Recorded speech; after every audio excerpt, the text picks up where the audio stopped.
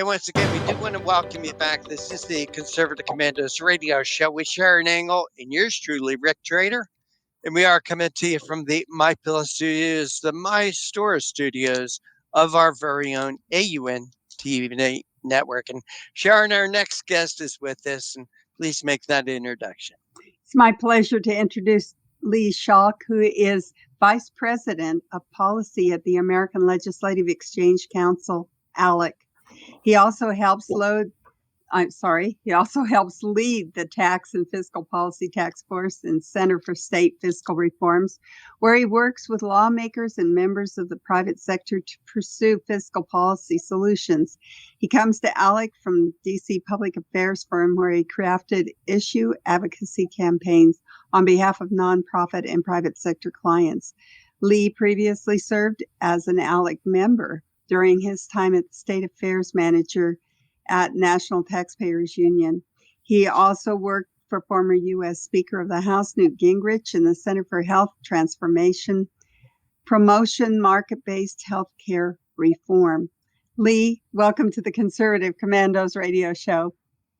Well, thank you so much for having me, and greetings from the land of make-believe here in Washington, D.C. Well, we're glad to have you, Lee, and I'm glad you have a sense of humor, because this good states, bad states, or rich states, poor states report, this is the 17th edition of this report that you've made. It doesn't seem to really get any better, does it? It's one of those things where you look at it and you say, how can that be? How can those legislators look at this year after year and not do something positive about it? Well, there are a lot of good stories in this year's edition of Rich States, Poor States. It really depends on what state you live in, whether you're getting the good news or the bad news. But I will say this, when you compare what's going on in Washington, D.C. and the gridlock that we have on Capitol Hill, the never-ending revenue collection that the federal government is stacking up year after year, of course, the federal debt is hurtling towards $35 trillion. I mean, that's an unthinkable figure. The good news, I will say, is in some state capitals that are highlighted, the states in this report, they are making strides to make sure that taxpayers are able to keep more of their hard-earned dollars. They're trying to foster economic growth in their states to attract job creators. And so there are a lot of good and valuable lessons learned in this year's Rich States, Poor States report that I think hopefully state legislators take into account moving forward. Okay, well, let's just get right to it. Who are the rich ones and who are the poor ones?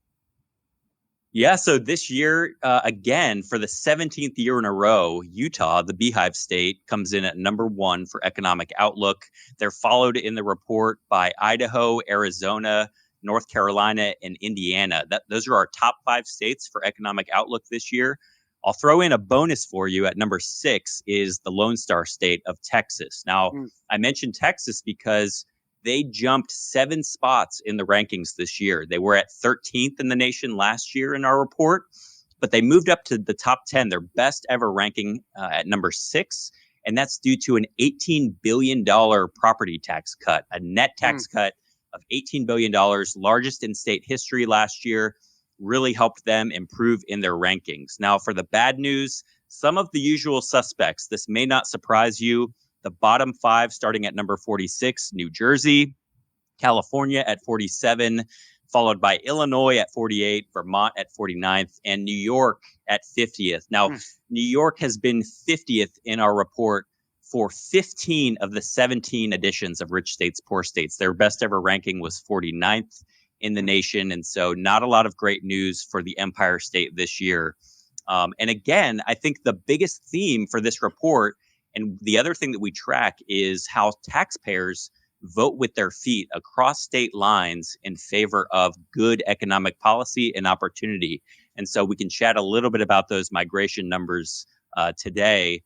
But that really is the story of Rich States, Poor States, how some states are winning and others are losing when it comes to economic policy and growth. Well, first I have to ask you, where does Nevada place in all that ranking? Yeah, Nevada's at number 13 overall for Outlook.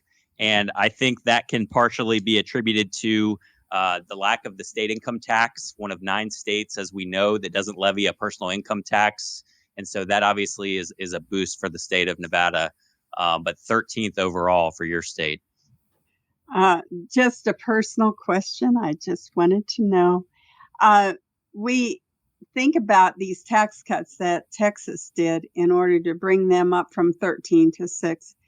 How do they survive economically as a state? I mean, when we suggest tax cuts, the legislatures go berserk. They say, oh, we couldn't do that because we can't fund. And then they go into all the places they can't fund, but mainly they go into education. We couldn't fund education if we didn't have all that property tax.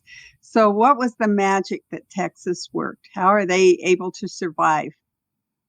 Well, you raise a really good point, because taxes and spending are 2 sides of the same fiscal coin. And so I think, to your point, if you want to get the tax cuts and you want to get that side of the equation correct, you've got to get the spending in check, or else things are just not going to be possible for you.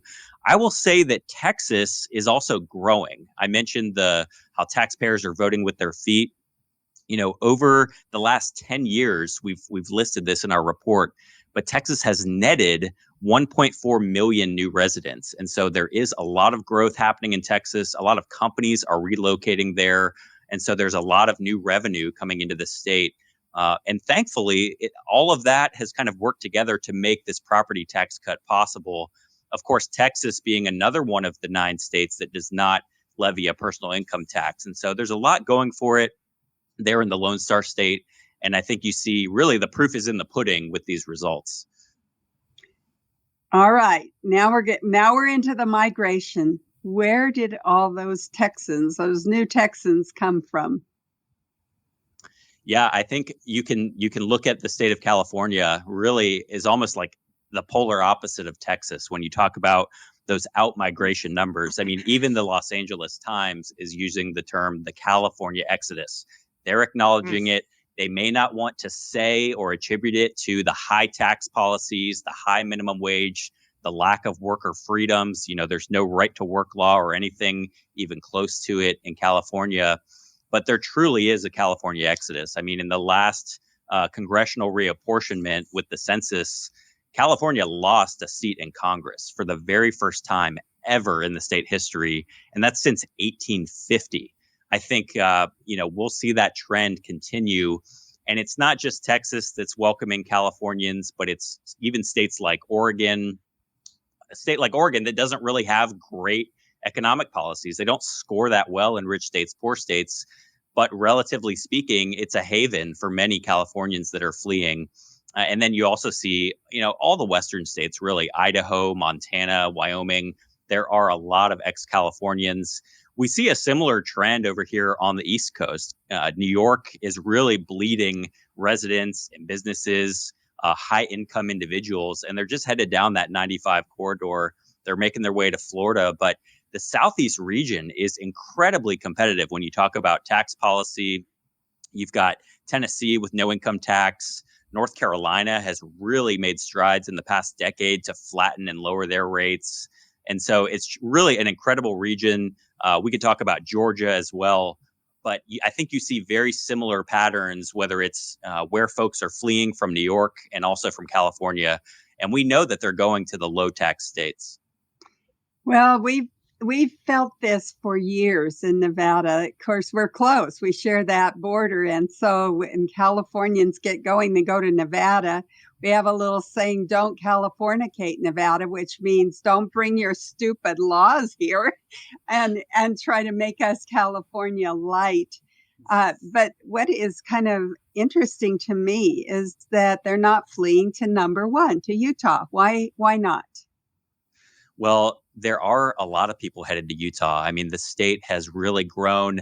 If you look at the raw numbers, no, they haven't welcomed as many people as a Texas or a Florida, but just by percentage of population growth, they're the fastest, or one of the fastest growing states in the country. And again, Utah, ranking number one for economic outlook.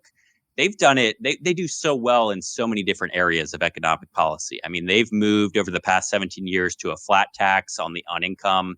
They've continued to lower those rates. but they also do a couple things really well. One of them, which I think is really important, is their Financial Ready Utah program, where they track all of the federal funds that are flowing into the state. They keep tabs on all of the strings attached and ensure that that doesn't lead to higher spending and higher taxes at the state level. Things like this are really important for state budgets, like we talked about earlier. Utah also has a truth in taxation law for property taxes. They really were one of the states that pioneered that back in the mid 80s, just to add a lot of extra transparency to the entire property tax equation, which really is one of the most frustrating types of taxes for all Americans. And so I do think you see a lot of people moving to Utah. Again, not the raw numbers, but even the Wall Street Journal this week was noting that Utah has really become a hub for innovation.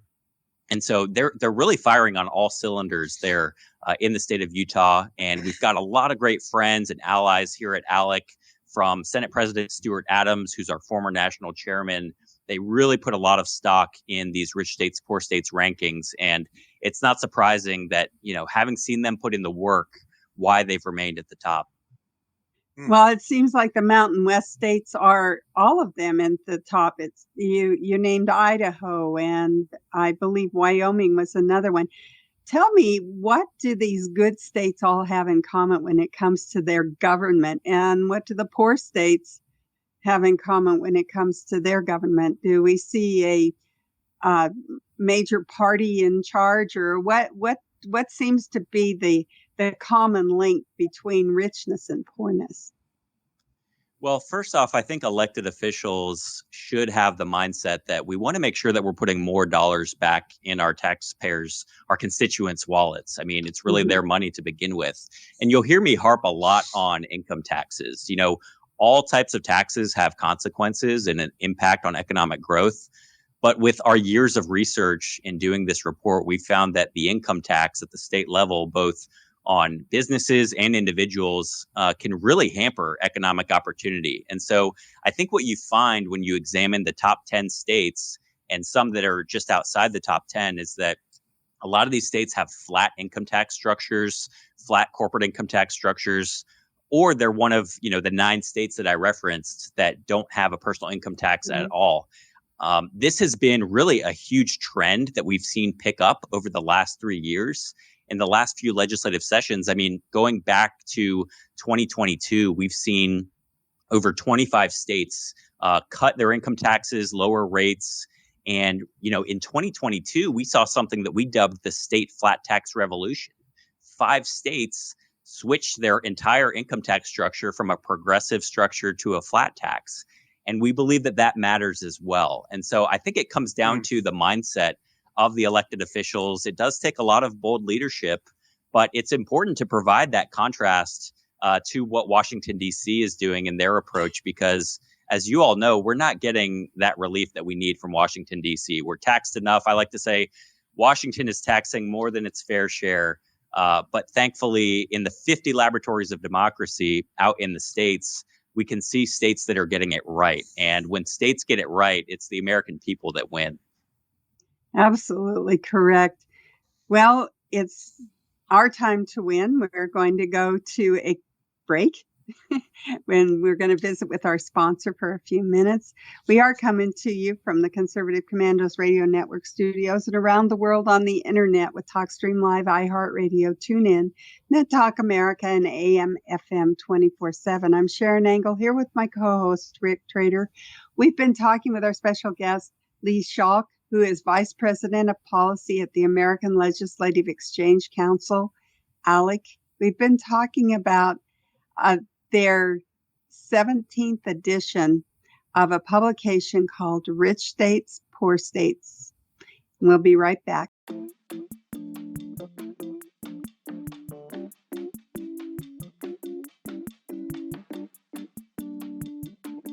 And welcome back. Welcome back to the Conservative Commandos radio show with Sharon Engel and yours truly, Rick Trader.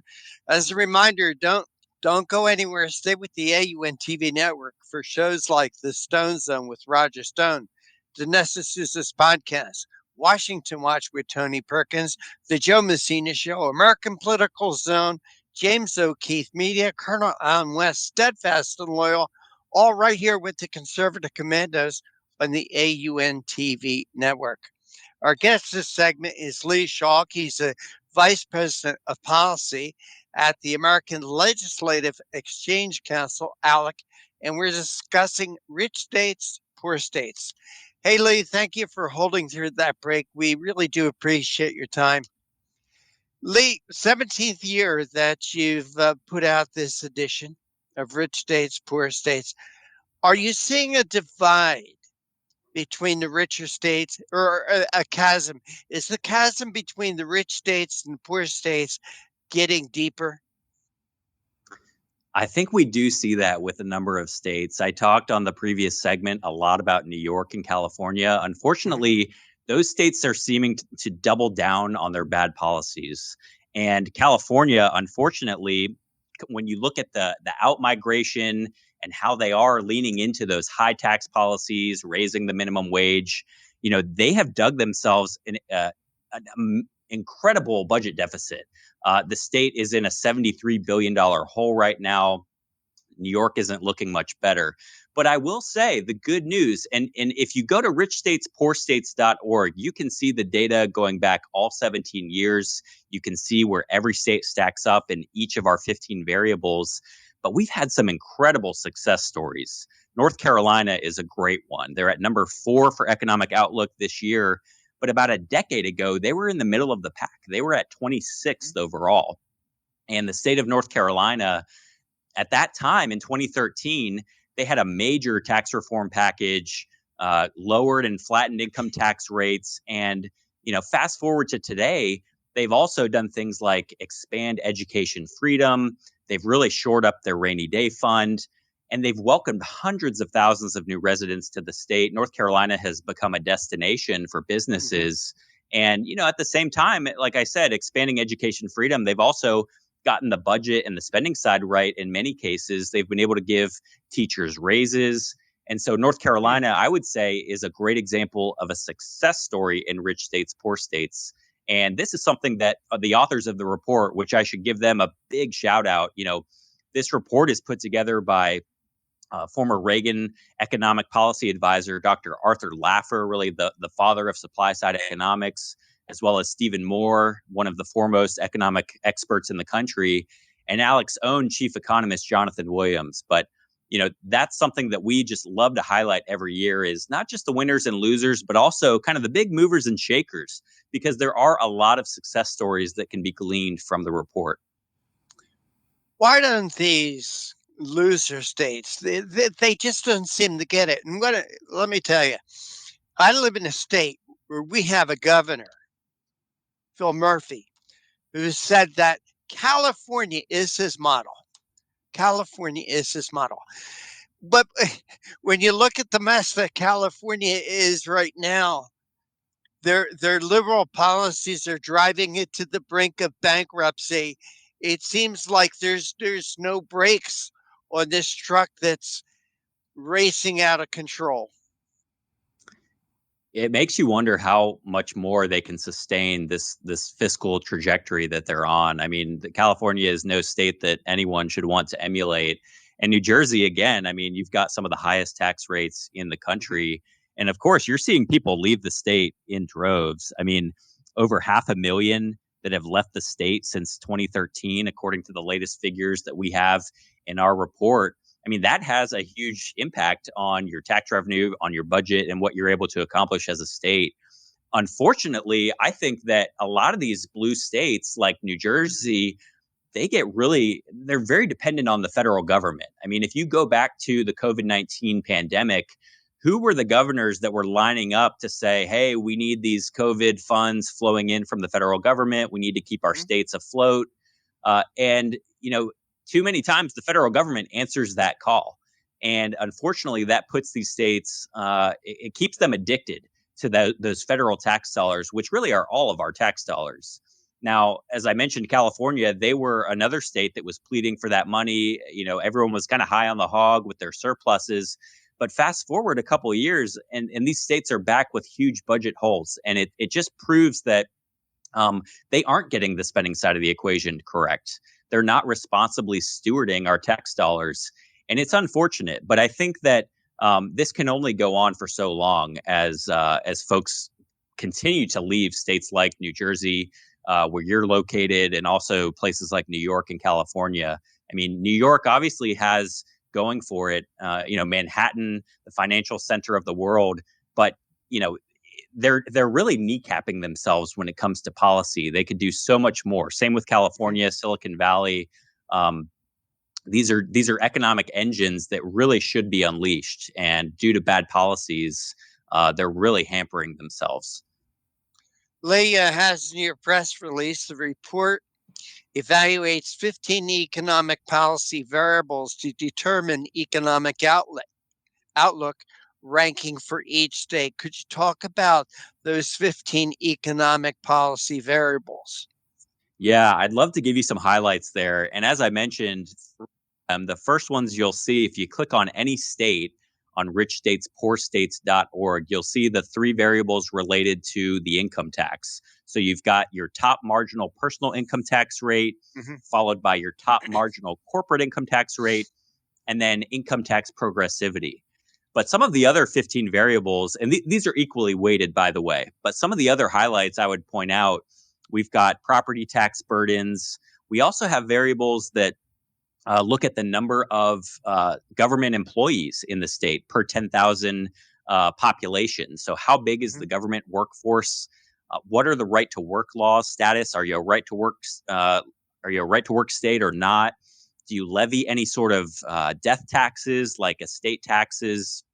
And so all of these factors, and I could keep going on down the line. As you noted, there are 15 different variables. But in our estimation, these all really, really matter for economic growth and contribute to that economic outlook score. What about using natural resources? This is rated, and I'll give two examples, New York and California. New York is sitting above one of the largest shale gas reserves there is. California is sitting on a massive oil reserve just off their coast. What about these states that are not using their natural resources compared to states that are? Does this get ranked? Well, that's not captured in the rich states, poor states ranking. I will say that American energy independence is a huge priority for us here at the American Legislative Exchange Council, here at ALEC. And of course, ALEC is an organization with members in state legislatures in all 50 states. And, you bring up a great point. This is an untapped resource that could really cause our American economy to boom and to thrive. And it's a shame that we're not tapping into that more. But I think that is, again, one thing that while it may not be captured by this report, we do have other reports here at ALEC where we focus on energy affordability. I would also note that another policy trend that we're really seeing and that we're focused heavily on is this movement for education freedom and these universal school choice policies. Again, not captured in the Rich States, Poor States report. Maybe it should be in a future iteration. But we actually saw this year that the state of Alabama just signed legislation to become the 11th education freedom state in the country. This is something that's really taken off in the last couple of years. And I know as a parent of young children that, if I were looking at, if I had a list of states that I was looking to relocate to, I think that would be a factor of how I might decide to vote with my feet. I may want to go to a state that entrusts me with those public education dollars, a state that really believes that education dollars should follow the student and not the system. And so, again, this is sort of a little bit of bonus content for you. This not something that's captured in rich states, poor states, but there are policies like that, whether it's energy or education. We could even talk about healthcare price transparency. All of these things matter, I believe, for how a state can position itself for economic growth and to attract job creators and taxpayers. Talk about Texas going from 13th to 6th. Was that your biggest mover? It was. They moved 7 spots in this year's report, their first time ever being at number 6. Now, we do also look at economic performance, which is a backwards looking measure in the report. we talk mostly, we like to really focus on the outlook, but in performance, while Texas wasn't number one this year, performance, we look at things like GDP growth, jobs that have been added, and the migration numbers. I mean, Texas is usually near the top of that list. I believe Florida came in number one this year, but Texas has really just been an economic juggernaut in this report. I think a couple of the other states that have really moved in the right direction, not 7 spots, but West Virginia has been moving in the right direction thanks to some really good pro free market reforms there, and really the turnaround that West Virginia has seen politically in the last couple of years. Mississippi moving in the right direction, a state that has struggled economically for a long time, but they were part of that 2022 state flat tax revolution as well. And so there are, again, a lot of winners, a lot of states moving in the right direction.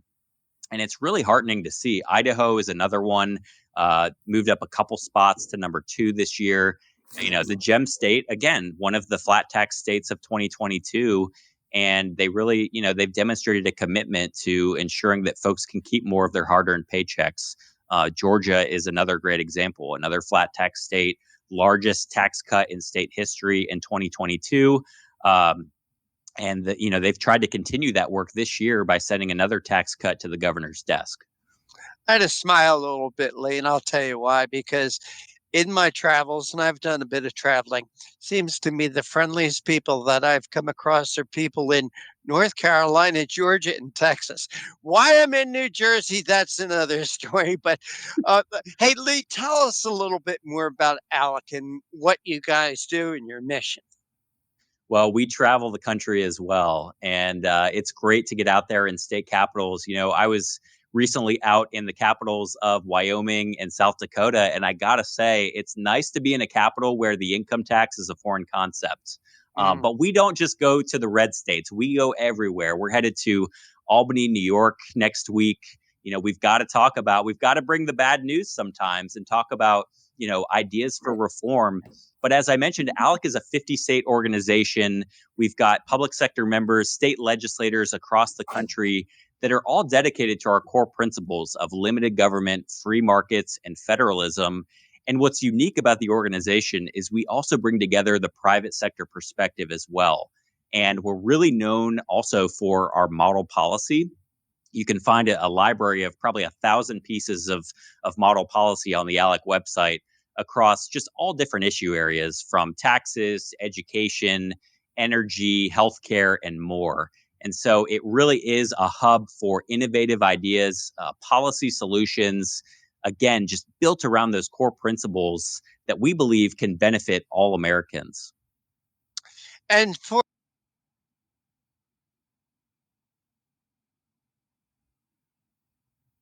Go to richstatespoorstates.org. You can find the interactive map and how your state's up on economic outlook, economic performance, but also with each of the 15 variables. And I'll give you, I should mention this as well. There's a really cool tool on the website, the Adjust Policies tab. When you click on a state, there's a red tab. You can adjust your state policies to see, hey, let's see what would happen if we lowered this tax or that tax, or if we became a right to work state. How would it affect our economic competitiveness, not only in our region, but across the other 49 states? It's a great resource. Lee, I'll give you a little inside baseball. You know why I'm in this state? I met the right woman in the wrong state. And that's why. Lee Schalk, ALEC, Lee, so glad that you could join us here on the Conservative Commandos. And one more time, give a way for our listeners and viewers to follow you, the work that ALEC does. Check out Rich States, Poor States. Give us the 411. Follow us on social media. On X, you can find us at ALEC_states. On Instagram, the same account name. Please also follow us on Facebook, American Legislative Exchange Council. Join the conversation. We're talking a lot about the rich states and the poor states this week. And with tax day coming up on Monday, that's going to be right, top of mind for everybody. Don't remind me about the tax day. But Lee, so great that you could join us. Take care and God bless. Thank you both for having me.